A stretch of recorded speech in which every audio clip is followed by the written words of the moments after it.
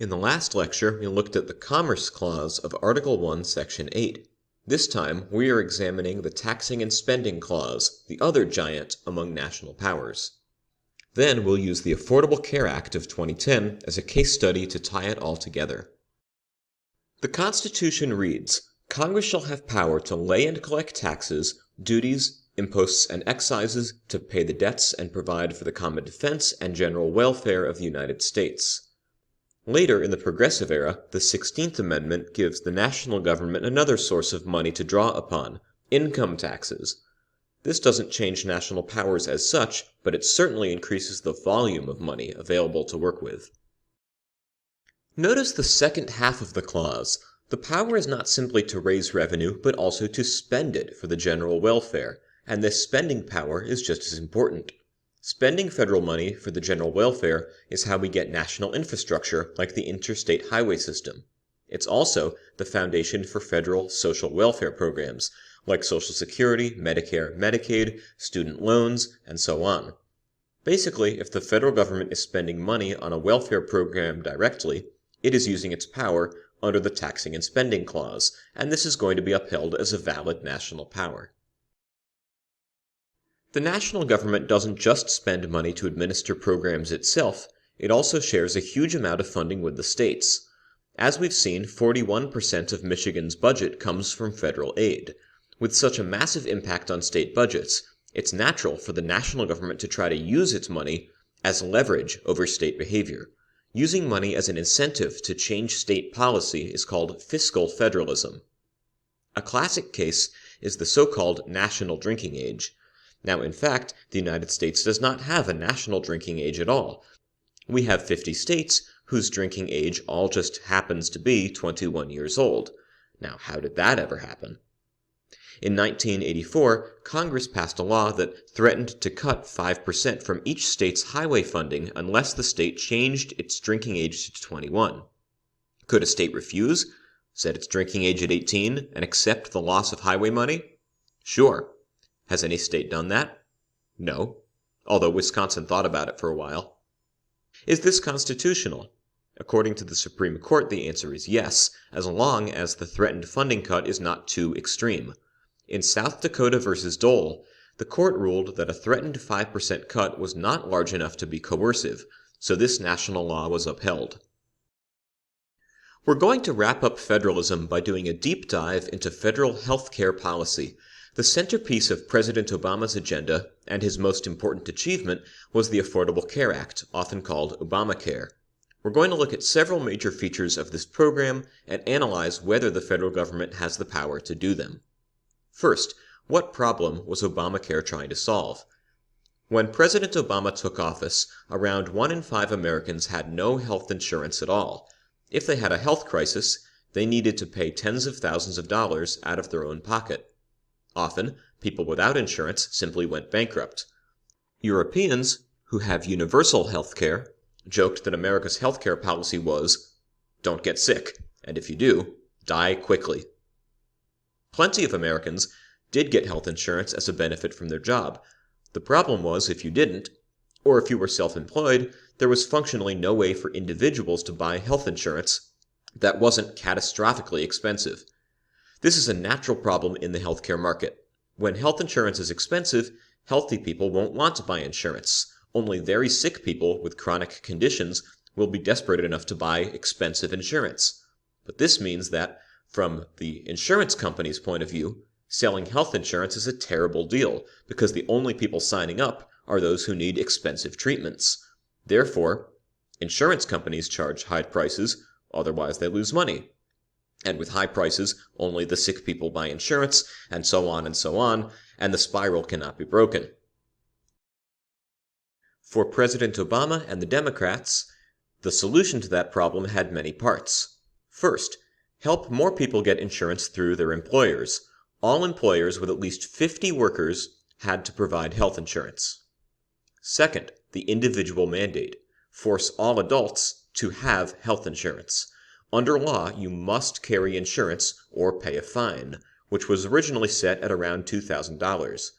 This guarantees that healthy people, not just the chronically ill, are buying insurance plans, so prices are lower for everyone. Third, expand Medicaid to cover more people in poverty.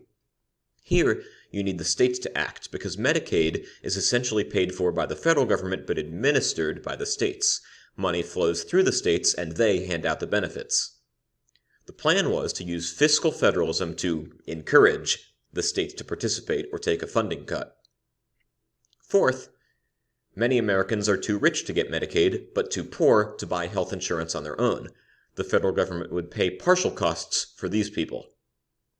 We're going to analyze the constitutionality of all four of these policies. Two of them caused major controversies that went to the Supreme Court. The other two were upheld without much of a problem. Based on what you know about the commerce and taxing clauses, can you guess which are which? Number 1 is constitutional. Forcing large businesses to give their employees health insurance is clearly allowed under the Commerce Clause. This is a classic regulation of business, the kind of thing that has happened since the New Deal. A side note, there was a problem concerning religious employers and giving employees birth control, but this was an issue of religious rights, not national power. Number 4 is also an easy case. Helping people pay partial costs for healthcare is a classic social welfare program, and it's valid under the Taxing and Spending Clause. Basically, if government is sending citizens a check for some sort of benefit, it's going to be upheld. Then there's number 2, the individual mandate. This was the part of Obamacare that generated the most controversy, both political and legal. In the case NFIB v. Sebelius, the Supreme Court weighed in on several parts of the Affordable Care Act, and this was one of them. NFIB is the National Federation of Independent Businesses, and Kathleen Sebelius was President Obama's Secretary of Health. The problem with the individual mandate is that it forces all Americans to buy a product, health insurance, and this had no precedent. At oral arguments, the justices asked, if we uphold this, would the government have power to force Americans to buy anything? Could they force people to buy broccoli? Yes, this was actually asked. The court ruled that the individual mandate was not interstate commerce. Rather than regulate existing business, it seems to command new commerce that doesn't currently exist to spring up. However, in a surprise move, Chief Justice Roberts voted with the 4 liberals to uphold the individual mandate anyway under a different power, the taxing power. The Chief Justice viewed the penalty for not having insurance as a kind of tax. That $2,000 penalty was, after all, a payment to the national government.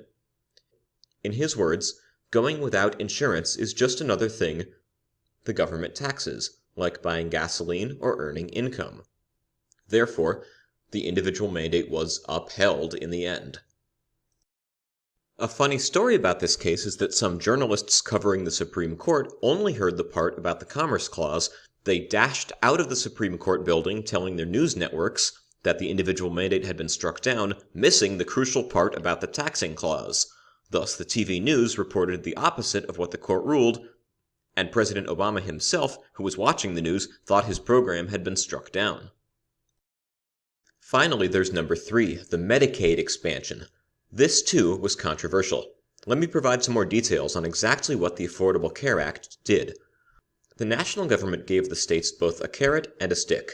If a state expanded Medicaid, the federal government would pay for 90% of the cost long term. On the other hand, if a state refused, all of that state's Medicaid funding would be cut. Red states, who did not want to expand Medicaid, sued, saying this was too coercive. This issue, too, reached the Supreme Court in NFIB v. Sebelius. This part of the Affordable Care Act was struck down. 5 justices agreed that threatening to wipe out all of a state's Medicaid funding was too harsh. As Chief Justice Roberts wrote, the financial inducement is much more than a mild encouragement, it is a gun to the head. The difference between this case and South Dakota v. Dole was a matter of degree.